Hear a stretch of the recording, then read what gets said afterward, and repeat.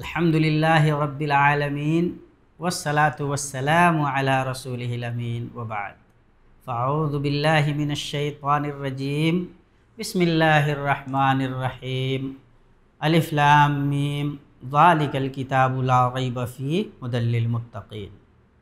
معزز ناظرین، قرآن کریم کی اس محفل میں آپ کا استقبال ہے۔ خلاصہ قرآن کریم کی محفل میں آج ہم 12ویں پارے میں اللہ تبارک و تعالیٰ نے ہم انسانوں کو، ہم مسلمانوں کو جو بنیادی ہدایات دی ہیں ان پہ غور کرنے کی کوشش کریں گے۔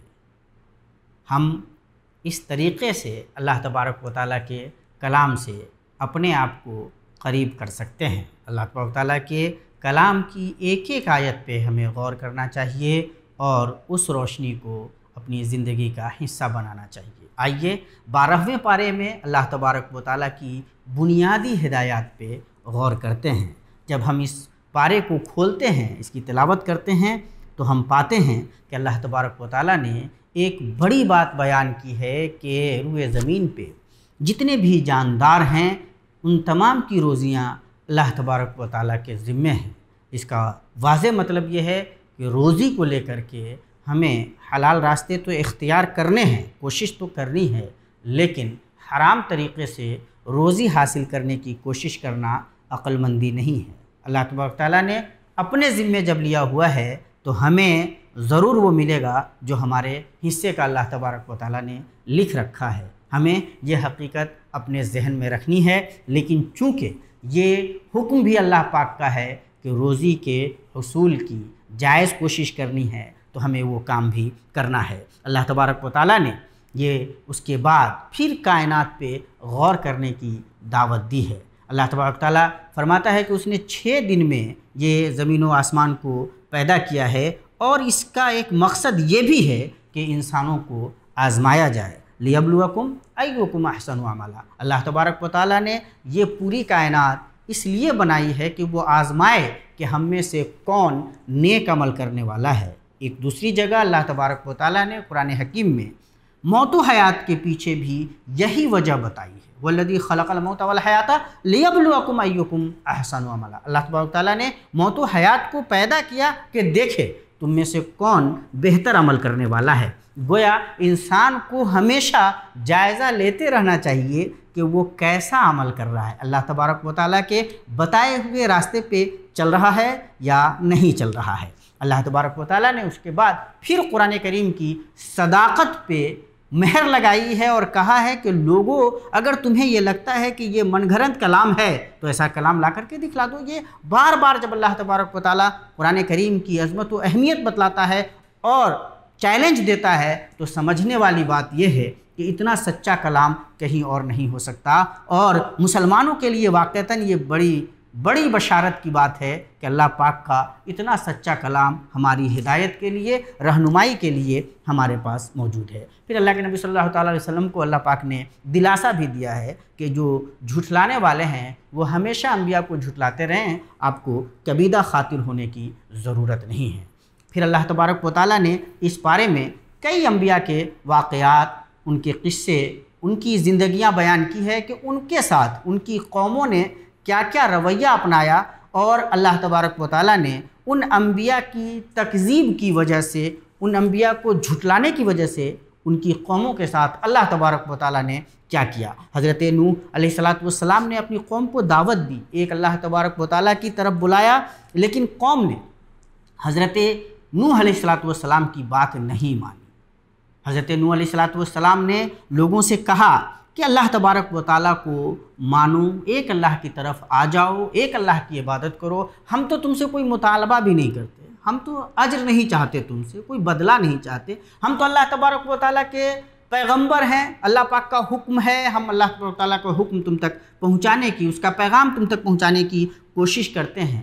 قوم نے کہا کہ تمہارے تو ماننے والے سب چھوٹے لوگ ہیں، نیچ لوگ ہیں، ہم تمہارے ساتھ کیسے ہو سکتے ہیں، ان کو پہلے اپنے پاس سے بھگاؤ پھر ہم تمہارے پاس آئیں گے۔ حضرت نوح علیہ السلام نے کہا کیسی باتیں کرتے ہو، ہم نہ تو بادشاہ ہیں نہ ہمارے پاس خزانے ہیں، ہم ان کو کیسے بھگا دیں؟ اللہ پاک زیادہ جانتا ہے کہ ان کے دلوں میں کیا ہے، اللہ پاک یہ فیصلہ کرتا ہے، ہم کون ہوتے ہیں ان کو بھگانے والے؟ تمہیں یہ سچائیاں قبول کرنی چاہیے اور ماننا چاہیے۔ قوم نے کہا کہ ایسی بات ہے تو پھر جو تم کہتے رہتے ہو کہ عذاب آ جائے گا تو لے آؤ۔ اللہ تبارک و تعالیٰ نے حضرت نوح علیہ السلام کو حکم دیا کہ آپ کشتی بناؤ۔ ظاہر گرمی کے مہینے میں اللہ تبارک تعالیٰ کے حکم پہ حضرت نوح علیہ السلام نے کشتی بنانا شروع کیا اور قوم حضرت نوح علیہ السلام کا مذاق اڑانے لگی۔ نوح علیہ السلام نے انہیں خبردار کیا کہ آج تم ہمارا مذاق اڑا رہے ہو، بہت جلد ہم تمہارا مذاق اڑائیں گے۔ پھر اللہ تبارک و تعالیٰ نے پانی کا چشمہ ابال دیا۔ وہ پانی جب چاروں طرف سیلاب کی شکل میں سامنے آیا اور اب بچنے کی کوئی راہ نظر نہیں آئی، اللہ تبارک و تعالیٰ نے پوری قوم کو سوائے ان لوگوں کے جو حضرت نوح علیہ السلام کے ساتھ تھے، ایمان والے تھے، اللہ تبارک و تعالیٰ نے غرقے آب کر دیا انہیں۔ حضرت نوح علیہ السلام کا بیٹا بھی ان میں شامل تھا۔ حضرت نوح علیہ السلام نے اللہ تبارک و تعالیٰ سے فریاد کی، لیکن اس سے پہلے اپنے بیٹے سے کہا کہ کہاں جا رہے ہو، آؤ کشتی میں سوار ہو جاؤ۔ بیٹے نے کہا نہیں میں تو پہاڑ پہ چلا جاؤں گا اور پہاڑ مجھے بچا لے گا۔ حضرت نوح علیہ السلام نے یاد دلایا کہ آج اللہ تبارک و تعالیٰ کی پکڑ سے بچانے والا کوئی نہیں ہے۔ جب بیٹا ڈوبنے لگا تو حضرت نوح علیہ السلام نے اللہ تبارک و تعالیٰ سے فریاد کی، ان ابنی من اہلی، اے اللہ میرا بیٹا میرے ہی گھرانے سے ہے، آپ بچا لیجئے۔ اللہ تبارک و تعالیٰ نے حضرت نوح علیہ السلام کو خبردار کیا کہ اے نوح انہو لیس من اہلک، اے نوح یہ تیرے گھرانے سے نہیں ہے، انہو عمل غیر صالح، یہ غلط کام ہے، یہ کام اچھا نہیں ہے، یہ سرکشی کا راستہ اچھا راستہ نہیں ہے، یہ کفر کا راستہ اچھا راستہ نہیں، یہ عمل اچھا نہیں ہے، وہ تمہارے گھرانے سے تعلق ہی نہیں رکھتا ہے۔ اور یہ بہت بڑی بات ہے، غور کرنے کی ضرورت ہے کہ نبی کا بیٹا بھی اگر نبی کے راستے پہ، ہدایت کے راستے پہ، توحید کے راستے پہ نہیں ہے تو اس کا مطلب یہ ہے کہ وہ نبی کے گھرانے کا نہیں ہے۔ اتنی بڑی بات اللہ تبارک و تعالیٰ نے بیان فرمائی ہے اور اس میں عبرت پکڑنے والوں کے لیے بہت بڑی عبرت ہے۔ اللہ تبارک و تعالیٰ نے کلیئر کہا، بہت کھلے طور پہ حضرت نوح علیہ السلام سے کہا، انہو لیس من اہلک انہو عمل غیر صالح، اے نوح علیہ السلام آپ کا بیٹا آپ کے گھرانے سے نہیں ہے، اگر آپ کے گھرانے سے ہوتا تو آپ کے طرز عمل کو اپناتا، اس توحید کے راستے پہ آ جاتا جہاں ہم تمام کو بہت غور کرنے کی ضرورت ہے۔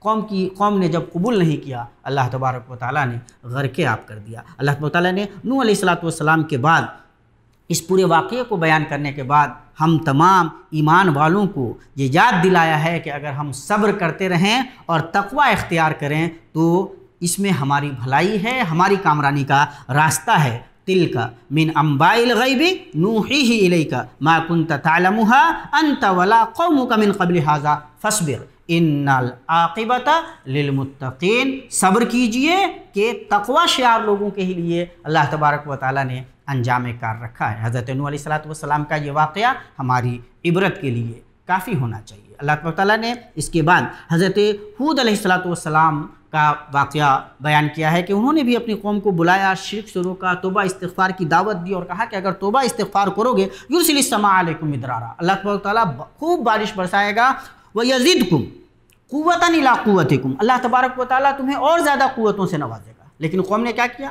حضرت ہود علیہ السلام کی قوم نے بھی سرکشی کا راستہ اختیار کیا اور اللہ تبارک و تعالیٰ نے آخر انہیں بھی عذاب سے دوچار کر دیا۔ حضرت صالح علیہ السلام کا ذکر کیا اللہ تبارک و تعالیٰ نے۔ اللہ تبارک و تعالیٰ کے نبی حضرت صالح علیہ السلام نے اپنی قوم کو ایک اللہ کی طرف دعوت دی، بتلایا انہیں کہ اللہ نے تمہیں پیدا کیا ہے، اسی نے زمین میں تمہیں بسایا ہے، تمہیں توبہ کرنا چاہیے، استغفار کرنا چاہیے، اللہ تبارک و تعالیٰ قریب ہے، دعائیں سنتا ہے، اس کو پکارو، اللہ تبارک و تعالیٰ نوازے گا۔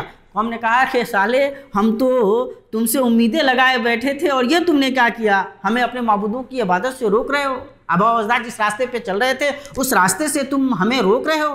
حضرت صالح علیہ السلام نے ان سے کہا کہ دیکھو یہ اونٹنی ہے اور تم انہیں ٹچ مت کرنا، انہیں چھونا مت، انہیں کوئی نقصان مت پہنچانا۔ لیکن قوم سرکشی پہ اتارو تھی، قوم نے اونٹنی کے پاؤں کو کاٹ دیا، اللہ تبارک و تعالیٰ کا ان پہ عذاب نازل ہوا۔ اللہ تبارک و تعالیٰ نے سب کو سوائے ایمان والوں کے ہلاک و برباد کر دیا۔ جب انبیاء کے راستے سے قومیں ہٹتی ہیں، جب انبیاء کو جھٹلاتی ہیں، ان کی سچائیوں کو قبول نہیں کرتی، تو اللہ تبارک و تعالیٰ ایسی قوموں کو ہلاک و برباد کر کے آنے والی قوموں کے لیے درس عبرت بنا دیتا ہے۔ اللہ تبارک و تعالیٰ نے اس کے بعد حضرت ابراہیم علیہ السلام کا ذکر کیا ہے کہ ان کے پاس فرشتے آئے، سلام کے بعد اللہ کے نبی حضرت ابراہیم علیہ السلام نے ان کے سامنے بھنا ہوا بچھڑا پیش کیا۔ فرشتے جب نہیں کھا رہے تھے تو حضرت ابراہیم علیہ السلام تھوڑے خوف زدہ ہوئے۔ فرشتوں نے کہا کہ آپ گھبرائیے نہیں، ہم لوط علیہ السلام کی قوم کی طرف بھیجے گئے ہیں۔ اسی جگہ اس وقت حضرت ابراہیم علیہ السلام کی اہلیہ سارہ بھی کھڑی تھی، مسکرا رہی تھی۔ تو فرشتوں نے کہا کہ ہم آپ کو بچے کی بشارت دیتے ہیں۔ انہوں نے کہا کہ میں تو بوڑھی ہوں، میرے شوہر بھی بوڑھے ہیں، اس عمر میں یہ بچہ کہاں سے آئے گا؟ کہا کہ اللہ تبارک و تعالیٰ کی طرف سے یہ بشارت ہے، اور اللہ تبارک و تعالیٰ کے حکم پہ تعجب نہیں ہونا چاہیے۔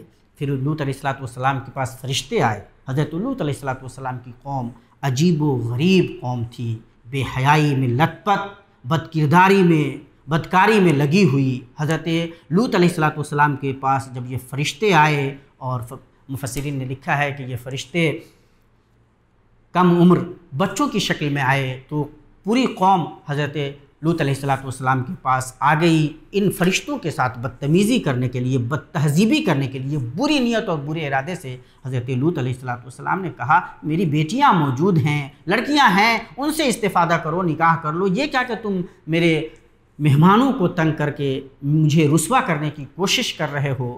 اللہ کے فرشتوں نے کہا کہ آپ گھبرائیں نہیں، یہ سرکش ماننے والے نہیں اور یہ ہم تک نہیں پہنچ سکتے۔ اور اللہ تبارک و تعالیٰ نے ان پر پتھروں کی بارش کر دی، ان کی بیوی سمیت تمام کے تمام اس کی زد میں آ گئے۔ اللہ تبارک و تعالیٰ نے حضرت لوط علیہ السلام کے اس واقعے میں بڑا درس رکھا ہے، خاص طور سے آج کے زمانے میں جب بے حیائی کے مختلف راستے عام کرنے کی کوشش لوگ کر رہے ہیں۔ ایسے لوگوں سے خبردار ہونے کی ضرورت ہے، اپنی نسلوں کو بچانے کی ضرورت ہے، اور یاد رکھنا ہے کہ بے حیائی کے راستے ہلاکت و بربادی کے راستے ہیں۔ اللہ تبارک و تعالیٰ نے پھر شعیب علیہ السلام کا واقعہ ذکر کیا ہے۔ یہ قوم کفر و شرک میں مبتلا تھی، ناپ تول میں کمی کرتی تھی۔ اللہ کے نبی حضرت شعیب علیہ السلام نے کہا کہ یہ سب چھوڑیے، اللہ تبارک و تعالیٰ کی طرف آئیے اور جن کا جو حق بنتا ہے وہ دیجیے، صحیح ناپیے تولیے۔ تو قوم خلاف ہو گئی اور کہا کہ تم نمازی ہو، اس کا یہ مطلب تو نہیں ہے کہ تم ہمیں اپنے آباء و اجداد کے راستے پہ مت چلنے دو، تمہاری نماز کیا تمہیں یہی کہتی ہے کہ ہم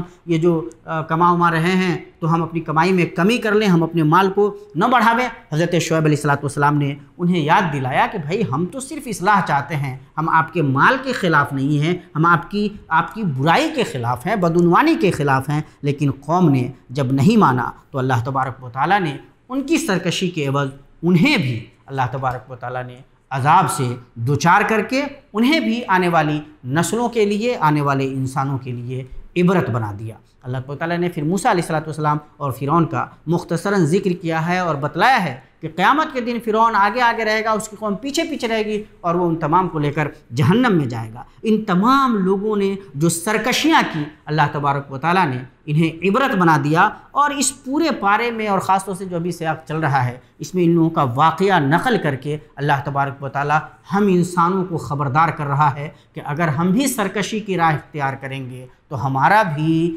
انجام کوئی دوسرا نہیں ہوگا، ہم بھی ہلاکت و بربادی سے دوچار ہو سکتے ہیں۔ ہمیں اپنا جائزہ لیتے رہنا چاہیے۔ اللہ تبارک و تعالیٰ نے اخیر میں، اس صورت کے اخیر میں، اللہ تبارک و تعالیٰ نے صبر، توکل، استقامت اور دعوت کی راہ سے جڑے رہنے کی تلقین کی ہے، اور بتلایا ہے کہ انہی راستوں سے کامیابی کا راستہ نکلتا ہے۔ صبر اگر ہمارے اندر ہے، اللہ پہ بھروسہ ہے، اور ہم دعوت کا کام کر رہے ہیں، تو انشاءاللہ یہ جو راستہ ہے یہ کامیابی کا راستہ ہے۔ اس کے بعد اللہ تبارک و تعالیٰ نے اسی پارے میں اس کے بعد سورہ یوسف بھی ہے۔ اللہ تبارک و تعالیٰ نے سورہ یوسف کو احسن القصص کہا ہے، سب سے بہترین قصہ ہے اور سچا قصہ ہے حضرت یوسف علیہ السلام کا۔